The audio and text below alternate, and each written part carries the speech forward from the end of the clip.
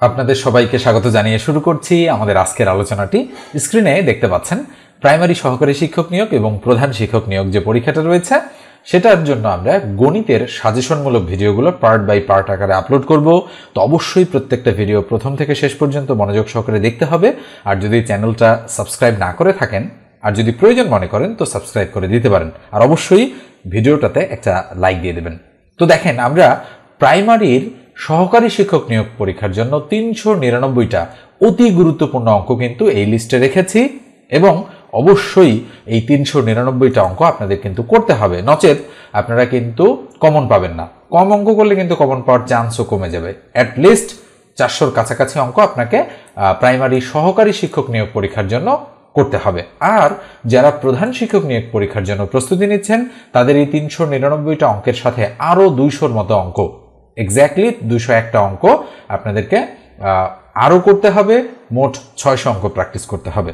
তো এই জন্য আমরা পার্ট বাই পার্ট আকারে ভিডিওগুলো আপলোড করছি বা করব, যেটা বললাম।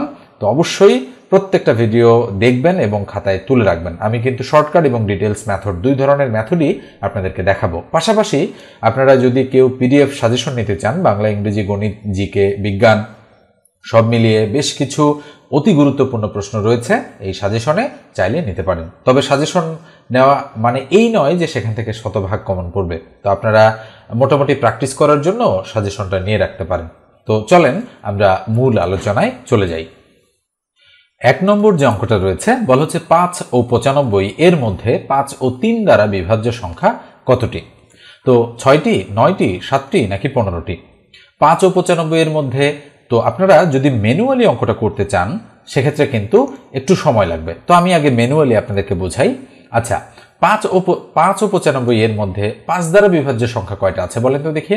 5 দ্বারা বিভাজ্য সংখ্যা আছে, ধরেন 5 আছে, 10 আছে, এরপরে 15 আছে। আমরা যদি একটু সময় নিয়ে লিখি 20, 25, 30, তারপরে 35, 40, 45, এরপরে কত 50, 50-এর পরে 55, 60, 65, এরপরে কত 70, 75, 80, 85, 90 এবং 95। তো এই সংখ্যাগুলো কত দ্বারা বিভাজ্য বলেন তো? 5 দ্বারা বিভাজ্য।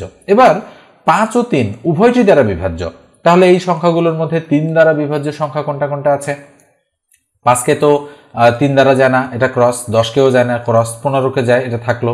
20কে যায় না 3 দ্বারা ভাগ। 25কেও যায় না। 30কে যায়, এটা থাকলো। 35কে যায় না। 40কে যায় না। 45কে 3 দ্বারা ভাগ যায়, 3 15 45, এটা থাকলো।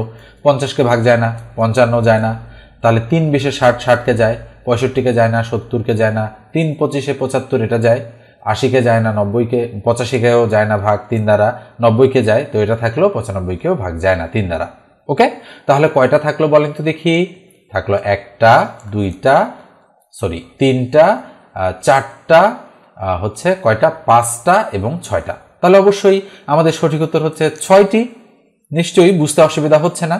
এবার আসেন, তো এখন আপনি যদি বলেন যে আচ্ছা এই রেঞ্জটা যদি এমন হয়, ধরেন 5 থেকে 500 পর্যন্ত, 5 ও 3 দ্বারা বিভাজ্য সংখ্যা কতটি? তো সেক্ষেত্রে তো আমরা এতগুলো সংখ্যা লিখতে পারবো না, তাই না?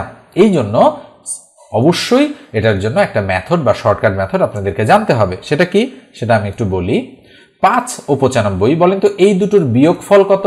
বিয়োগফল হচ্ছে 90, কেননা 95 থেকে 5 বাদ দিলে 90 থাকে। 90 লিখলাম। ভাগ হচ্ছে 5 ও 3 এর লসাগু কত? আচ্ছা বলেন তো 5 আর 3 এর লসাগু কত? যেহেতু কোনো কিছু দ্বারা ভাগ যায় না, 3 5-এ 15, তাহলে লসাগু হচ্ছে 15। তো করবেন কি, এই দুটোর বিয়োগফলকে এই দুটোর লসাগু দ্বারা ভাগ করবেন। তাহলে 6 15 90, সঠিক উত্তর হচ্ছে 6টি। দেখেন, আমি কিন্তু ম্যানুয়ালিও শেখালাম, শর্টকাট মেথড বা সূত্রের সাহায্যেও শেখালাম। তো এইভাবে আপনাদের কিন্তু এই ধাঁচের অঙ্কগুলো করতে হবে। এবার আসেন আমরা পরেরটাতে যাচ্ছি। 2 নম্বর অঙ্কটা দেখেন, বলা হচ্ছে 1 + 5 + 9 + 13 + ... ধারাটির 15তম পদ কত হবে? এখানে কিন্তু সমষ্টি জানতে চাইনি। অনেকেই আপনারা হয়তো ভুল ভাবতে পারেন, যেহেতু মাঝখানে প্লাস চিহ্ন দেওয়া রয়েছে, হয়তো ভাবতে পারেন যে 15টা পদের সমষ্টি কত সেটা। কিন্তু অ্যান্সারগুলো দেখেন, দেখলে বোঝা যাচ্ছে যে আসলে সমষ্টি চাইনি, বলেছে ধারাটির 15তম পদ কত হবে। তাহলে 15তম পদ আমরা কিন্তু এবারে বের করব। আচ্ছা বলেন তো দেখি, প্রথম পদ কত? 1, দ্বিতীয় পদ কত? 5, তৃতীয় পদ কত? 9, চতুর্থ পদ কত? 13, তাহলে 1 যোগ 5 যোগ 9 যোগ 13, তাহলে কত করে বৃদ্ধি পাচ্ছে প্রতি পদে? 4 4 4 করে বৃদ্ধি পাচ্ছে। তাহলে নিশ্চয়ই বুঝতে পারছেন 13 পরে 13 আর 4 17 হবে, 17 পরে 21 হবে, 21 পরে কত হবে? 22 23 24 25 হবে, এরপরে 29 33, আমরা ম্যানুয়ালি করছি কিন্তু, তাহলে 33 পরে 37, 34 35 36 37, 37 পরে 41, তারপরে 45, 49, তারপরে কত হবে বলেন তো দেখি? 53, 53 পরে হচ্ছে 57, তারপরে 61, তারপরে কত? 65, 65 পরে 69, এভাবে চলতেই থাকবে। তো দেখি আমরা হিসাব করে 15তম পদ কোথায়? তাহলে 1 2 3 4 5 6 7 8 9 10 11 12 13 14 15, তার মানে আমাদের সঠিক উত্তর হচ্ছে 57। গ নম্বর অপশনটা কিন্তু রাইট। এখন আপনারা বলবেন যে এটা তো আমি ম্যানুয়ালি করলাম, এটা করার জন্য কি কোনো শর্টকাট পদ্ধতি কিংবা ডিটেলস পদ্ধতি নেই? অবশ্যই আছে। সেটা কি? সেটা হলো, দেখেন যেহেতু বলা হচ্ছে 15তম পদ কত হবে, তার মানে আমরা বলতে পারি যে এই সূত্রটা, মানে একটা সূত্র অ্যাপ্লাই করব। সূত্রটা কি? শেষ পদ বা n-তম পদ equal a plus n-1 into d। এই রুলটা অ্যাপ্লাই করলেই আমরা কাঙ্ক্ষিত ফলাফল পেয়ে যাব। এখানে যেহেতু বলা হচ্ছে 15তম পদ, তার মানে পদ সংখ্যা n এর মান হচ্ছে 15। মনে রাখতে হবে যে n এর মান 15। এখন এর মান কত? এর মান হচ্ছে প্রথম পদ 1, তাহলে এর মান 1। আর এই ডি এর মান কত? ডি মানে সাধারণ অন্তর, অর্থাৎ 5 থেকে 1 এর বিয়োগফল, অথবা 9 থেকে 5 এর বিয়োগফল, অথবা 13 থেকে 9 এর বিয়োগফল, মানে পরবর্তী পদ থেকে পূর্ববর্তী পদের বিয়োগফল। তাহলে 5 থেকে 1 বাদ দিলে কত হবে? 4। তাহলে ডি এর মান হচ্ছে 4। এবার আমরা মান বসালেই কাঙ্ক্ষিত ফলাফল পেয়ে যাব। এর মান কত? 1 ইন্টু এন এর মান কত? 15 বিয়োগ 1 ইন্টু ডি এর মান কত? 4। তাহলে কত হচ্ছে? 1 প্লাস 15 থেকে 1 গেলে 14, 4 আর 14 গুণ করলে 4 14 56, 56 আর 1 কত হবে? 57। তাহলে 57 হচ্ছে আমাদের অ্যাপ্রোপ্রিয়েট অ্যান্সার। তো নিশ্চয়ই বুঝতে কোনো অসুবিধা হচ্ছে না এই অঙ্কটা। তো এরপর যে একটু বলি, যারা চ্যানেলের নতুন, আজকেই প্রথম ভিডিও দেখছেন, এখন পর্যন্ত সাবস্ক্রাইব করেননি, প্রয়োজন মনে করলে সাবস্ক্রাইব করে রাখতে পারেন। আর অবশ্যই কমেন্ট করে জানাবেন এই ভিডিওটা দেখা শেষ করে যে ভিডিওটা আপনাদের কেমন লেগেছে, আপনারা এই সিরিজটা কন্টিনিউ চান কিনা, ঠিক আছে? সেটা অবশ্যই লিখে জানাবেন। এই অঙ্কটা দেখেন খুবই গুরুত্বপূর্ণ একটা অঙ্ক এটা, তো আমি এই জন্য ভিভিআই দিয়ে দিলাম। এই অঙ্কটাতে বলা হচ্ছে 4% হার সুদে কত টাকার 2 বছরের সরল সুদ এবং চক্রবৃদ্ধি সুদের পার্থক্য 1 টাকা হবে। তো আমরা যদি ডিটেইলস মেথডে করি তাহলে কিন্তু অনেকটা সময় লেগে যাবে। তো এই জন্য এই রকম অঙ্কের ক্ষেত্রে আমরা অপশন টেস্ট করব। কি করব? Option test. আমরা ধরে নিব যে ধরি ক নম্বরটা আমাদের সঠিক উত্তর, মানে একটা একটা করে আমরা যাচাই করব, যেখানে গিয়ে মিলে যাবে সেটাই আমরা দাগাবো। একটু তাড়াতাড়ি করতে হবে, নচেত কিন্তু সময় পাওয়া যাবে না পরীক্ষার হলে। তো কত ধরেছি? যেহেতু বলেছে যে 4% হার সুদে কত টাকার 2 বছরের সরল সুদ এবং চক্রবৃদ্ধি সুদের পার্থক্য 1 টাকা, যেহেতু বলেছে কত টাকার, তার মানে এগুলো সব আসল, তাই না? তাহলে আমরা ধরলাম আসল 600 টাকা। দেখি মেলে কিনা এটা দিয়ে। তাহলে 4% সুদ, তাহলে 600 টাকার 4% মানে কি? 4 ভাগ 100, 0 কেটে দিলাম, তাহলে 24 টাকা সুদ পেলাম। তাহলে কয় বছর? 2 বছর। তো 1 বছরের সুদ 24 টাকা, 2 বছরের সুদ 24 আর 24 48 টাকা। এটা কি সুদ? এটা সরল সুদ পেলাম, সরল সুদ। ওকে, ক্লিয়ার? কি সুদ? সরল সুদ। এবার আসেন, এবার আমরা চক্রবৃদ্ধি সুদটা বের করব। তাহলে 600 টাকার প্রথম 4% হারে, তাহলে 4 ভাগ 100, 0 কাটা, তাহলে 24 টাকা। এটা কিন্তু উপরেরটা সরল সুদ বের হয়েছে, নিচেরটা চক্রবৃদ্ধি বের করছি। তাহলে ধরে নিলাম যে আবার পরের বছর আবার 24 টাকা। কিন্তু আপনারা জানেন নিশ্চয়ই যে এই যে 24 টাকা আমি ধরলাম, তাহলে তো সরল আর চক্রবৃদ্ধির মধ্যে কোনো পার্থক্যই থাকলো না। কিন্তু এখানে ফারাকটা হচ্ছে এই যে প্রথম 24 টাকা, এই 24 টাকার উপর আবার 4% সুদ চার্জ হবে, কেননা চক্রবৃদ্ধি সুদের সুদ হিসাব করা হয়। তাহলে আমরা বলতে পারি 4 25 100, 25 আর 24 তো কাটাকাটি যাচ্ছে না। তো সেক্ষেত্রে আমরা বুঝতে পারতেছি যে 1 টাকা পার্থক্য আমাদের কিন্তু এক্ষেত্রে হচ্ছে না। কেন হচ্ছে না? কেননা আমরা এখানে হচ্ছে সামঞ্জস্যপূর্ণ পাচ্ছি না কিন্তু এই বিষয়টাতে, ঠিক আছে? তো এই জন্য আমরা পরেরটা বিবেচনা করব। তো আমরা 650 যদি বিবেচনা করি তাহলে হয় কিনা? আমার মনে হচ্ছে 650 বিবেচনা করলেও হবে না। ওকে, 625 বিবেচনা করলে হবে। তো আমরা 625টা একটু ট্রাই করে দেখি। তো এইভাবে ট্রাই করতে হবে পরীক্ষার হলে। তো ধরে নিলাম আসল 625 টাকা, তাহলে গুণন 4% হার, তাহলে 4 ভাগ 100, আচ্ছা, তাহলে 4 25 125 দ্বারা এটাকে কাটলে 25 25 625, তাহলে প্রথম বছর 25 টাকা সুদ পাওয়া গেল। এবার যেহেতু বলেছে 2 বছর, তাহলে পরের বছরও 25 টাকা সুদ পাওয়া যাবে। তাহলে মোট সুদ 25 25 50 টাকা হলো। এটা কি সুদ বের করলাম? সরল সুদ। এবার চক্রবৃদ্ধি বের করার পালা। তাহলে 625 টাকার প্রথম বছর সরল আর চক্রবৃদ্ধির মধ্যে কোনো ফারাক নাই, যা আছে দুটোই একই। তাহলে 4/100, 4% কিন্তু প্রয়োগ করছে।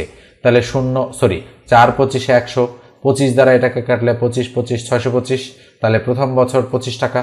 এখন যদি এইটা আমাদের সরলই হতো তাহলে পরের বছরও 25 টাকা, কিন্তু আমি কি বলেছি, চক্রবৃদ্ধি হিসাব করতে হলে এই 25 টাকার উপর আবার সুদ কাউন্ট করতে হবে। তাহলে 25 টাকার উপর সুদ কাউন্ট করলে আমাদের কিন্তু অলরেডি 50 টাকা হয়েছে, আর এই 25 টাকার 4% যতটুকু সেটা আবার কাউন্ট করতে হবে। তাহলে 4 25 125, 25 25 কাটলে থাকে 1। এই যে খেয়াল করে দেখেন, 25 25 50 আর 1, 51 টাকা সুদ হয়েছে আমাদের চক্রবৃদ্ধি। তাহলে সরল সুদ 50, চক্রবৃদ্ধি সুদ 51, উভয় সুদের পার্থক্য 1 টাকা হয়েছে। তাই 1 টাকা দিয়ে যেহেতু এটা মিলেছে, সেক্ষেত্রে 625 হচ্ছে আমাদের কাঙ্ক্ষিত অ্যান্সার। তো মনে রাখেন, এটাই কিন্তু তাড়াতাড়ি করা এই অঙ্কের ক্ষেত্রে। এখন প্রসেসটা যদি আপনি বুঝতে পারেন, আরো ফাস্ট, সুপার ফাস্ট করতে পারবেন। কিন্তু যদি আপনি মনে করেন যে না, আমি ম্যানুয়ালি বা ডিটেলস মেথডে অঙ্কটা করতে চাই, আমি একটু সাজাই দিব, পুরো অঙ্কটা করব না, একটু সাজাই দিব, দেখেন বুঝতে পারেন কিনা। যেহেতু বলেছে 4% হার সুদে কত টাকার 2 বছরের সরল সুদ, তাহলে সরল সুদ ও চক্রবৃদ্ধি সুদের পার্থক্য, তাহলে 2 সুদের পার্থক্য 1 টাকা, তাই না? তাহলে আমরা জানি সুদ বা I = PRN, এটা কিন্তু সুদ, এটা কিন্তু সরল সুদ। আমি লিখে দিলাম সরল সুদের ক্ষেত্রে। এবার যদি আমি বলি চক্রবৃদ্ধি সুদ যেটা, সেটার ক্ষেত্রে কি হবে? সেটার ক্ষেত্রে এরকম হবে, C = P × 1 + R⁴ মাইনাস হচ্ছে P। এটা চক্রবৃদ্ধি সুদ বের করার সূত্র। এখন এখান থেকে যে ভ্যালুটা বের হবে, এই জিনিসগুলো বসাই দিয়ে সেই ভ্যালুটা প্লাস এখান থেকে যে ভ্যালুটা বের হবে সেটা, এটা থেকে এটা মাইনাস করলে প্রশ্ন মতে আমরা বলতে পারবো যে এখানের ভ্যালুটা এখানে বসালাম মাইনাস এই ভ্যালুটা আমরা এখানে বসালাম, ইকুয়াল পার্থক্য হবে 1 টাকা। এখান থেকে আমাদের পি এর মান বের হয়ে চলে আসবে। তো এটা করতে তো মিনিমাম 5 থেকে 6 মিনিটের প্রয়োজন, তাই না? আবার ঘাতের ক্যালকুলেশন হতে পারে, কাটাকাটি হতে পারে, দশমিকের ক্যালকুলেশন হতে পারে, নানান কিছু হতে পারে। এই জন্য এই ধাঁচের অঙ্কগুলো আমি যেভাবে বুঝালাম সেভাবেই করতে হবে। আসলে সব অঙ্ক তো খুব একটা সহজ হবে না, পরীক্ষায় সহজ, কঠিন, মাঝারি ধাঁচ সবকিছু মিলিয়ে কিন্তু অঙ্ক দেওয়া হয়। এজন্য একটু মনোযোগ দিয়ে এই অঙ্কটা করবেন। আমি কিন্তু বলেছি যে এটা VVI, মানে ভেরি ভেরি ইম্পর্টেন্ট একটা অঙ্ক। এই অঙ্কটা দেখেন, 4 নম্বর যে অঙ্কটা রয়েছে, বলা হচ্ছে 10% মুনাফায় 3000 টাকা এবং 8% মুনাফায় 2000 টাকা বিনিয়োগ করলে মোট মূলধনের উপর গড়ে শতকরা কত হারে মুনাফা পাওয়া যাবে। খুব সুন্দর একটা অঙ্ক কিন্তু এটা। তো আমরা আগে কি করব, 3000 টাকা 10% হিসাব করব। বলেন তো 3000 টাকা 10% কত হয়? এগুলো কিন্তু প্রশ্নপত্রের মধ্যেই করতে হবে, যেহেতু MCQ টাইপ পরীক্ষা। উপরে 10, তার নিচে 100, তাহলে এই 0 এই 0 এই 0 এই 0 ক্রস, তাহলে 30 আর 10 গুণ করলে 30 10 300 টাকা। তাহলে এখানে আমি মুনাফা পেলাম 300 টাকা।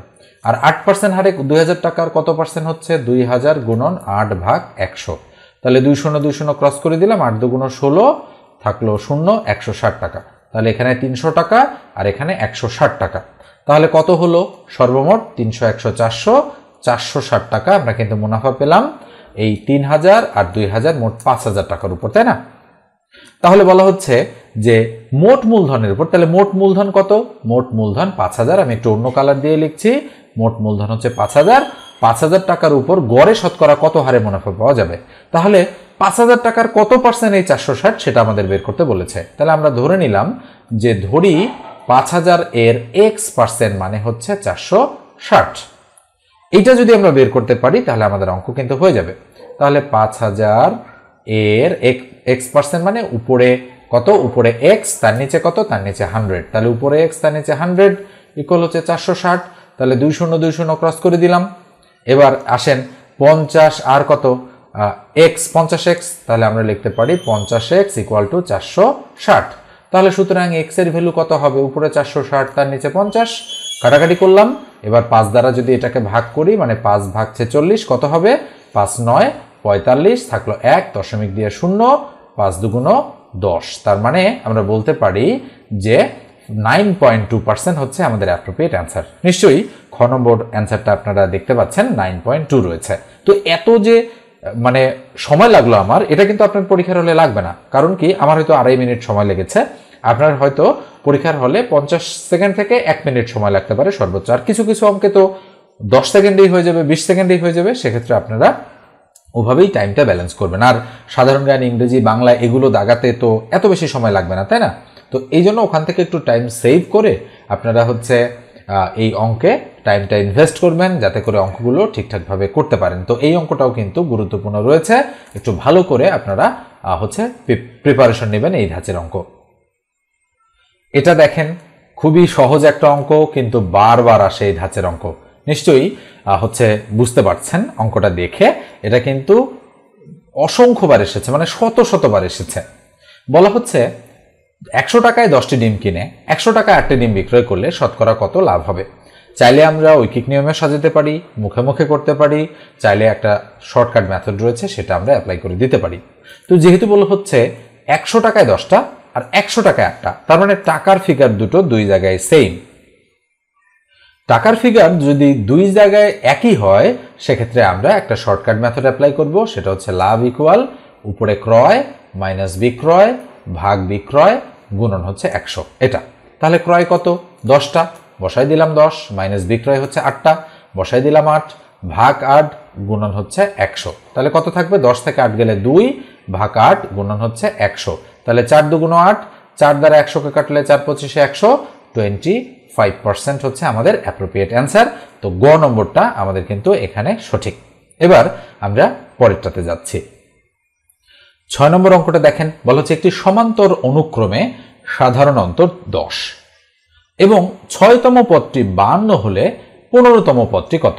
এটা কিন্তু প্রাইমারির বিগত সালের প্রশ্নে এসেছিল, কয়েকবার এসেছিল, বিধায় আমি এখানে অন্তর্ভুক্ত করেছি।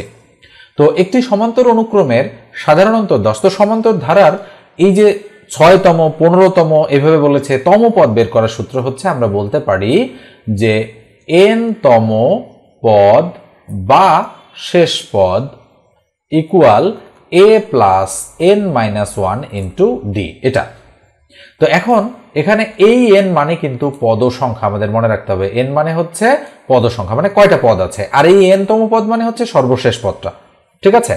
তো এখন আমরা এই n আর এই n এর মধ্যে কিন্তু মানে গুলায় ফেললে চলবে না, এটা কিন্তু পদ সংখ্যা। তো এখানে আমাদের অঙ্কে দেওয়া আছে কি যে সাধারণ অন্তর 10, তাহলে আমরা বলতে পারি ডি এর মান হচ্ছে 10, ডি মানে সাধারণ অন্তরে যে ডি। এখন এখানে কিন্তু বলা হচ্ছে 6তম পদ, তার মানে পদ সংখ্যা, তো n এর মান হচ্ছে 6। আবার 15তম পদ, তার মানে পরে n এর মান 15 হিসাব করে বের করতে হবে। তো এখন যেহেতু বলা হচ্ছে 6তম পদটা 52, তাহলে আমরা এই সূত্র অনুযায়ী যদি অ্যাপ্লাই করি, তাহলে 52 আমরা এখানে বসাই দিলাম ইকুয়াল a প্লাস n মানে হচ্ছে 6 মাইনাস 1 ইন্টু 10, এই ডি এর মান 10। দেখেন এখানে আমরা কিন্তু প্রয়োগ করে ফেললাম, 52 এ পর্যন্ত এসেছি। তাহলে 52 ইকুয়াল a প্লাস 6 থেকে 1 গেলে 5, 5 10 50। তাহলে সুতরাং এর ভ্যালু কত? 52 থেকে 50 গেলে থাকবে 2, তাহলে এর মান আমরা 2 বের করে ফেললাম। এবার আসেন আমরা হচ্ছে এবারে 15তম পদটা বের করতে চাই। তাহলে আমরা বলবো যে সুতরাং 15তম পদ equal a plus n-1 into হচ্ছে ডি। ঠিক আছে? তাহলে 15তম পদ কত? 15তম পদ হচ্ছে আমরা বের করতে চাই, তাহলে এর মান কত? এর মান 2, যেটা আমি বের করেছি একটু আগে, প্লাস n এর মান কত? n এর মান 15 মাইনাস 1 ইন্টু ডি এর মান কত? ডি এর মান হচ্ছে 10। তাহলে 2 প্লাস 15 থেকে 1 গেলে 14, 14 10 140, 140 আর 2 142। তো নিঃসন্দেহে বুঝতে পারছেন খ নম্বর অপশনটা কেন আমাদের অ্যাপ্রোপ্রিয়েট অপশন হচ্ছে।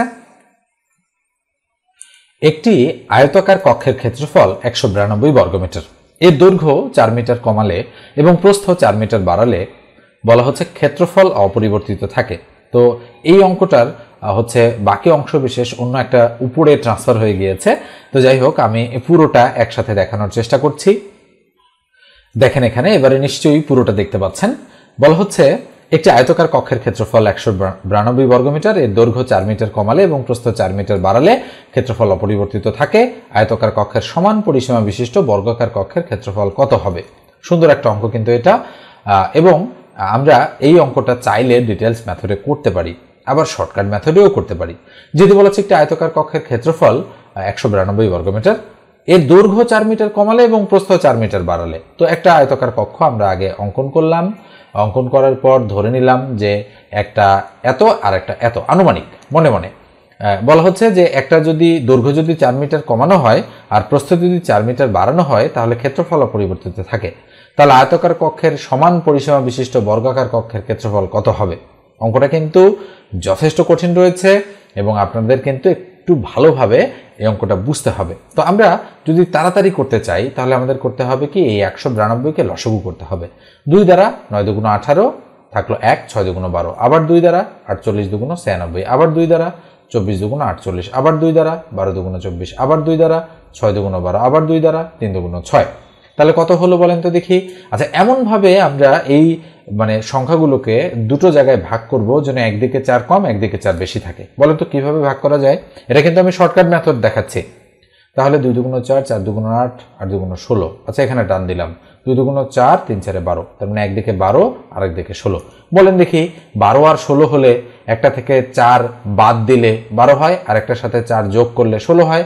তাহলে 16 আর 12 গুণ করলে 92, ক্ষেত্রফল হয়ে গেল। আবার 12 আর 16 গুণ করলেও 192, একই কথা। তাহলে আমরা বলতে পারি একটা 16 আর একটা 12। তাহলে আমরা ধরে নিলাম এটা 16 আর এটা 12।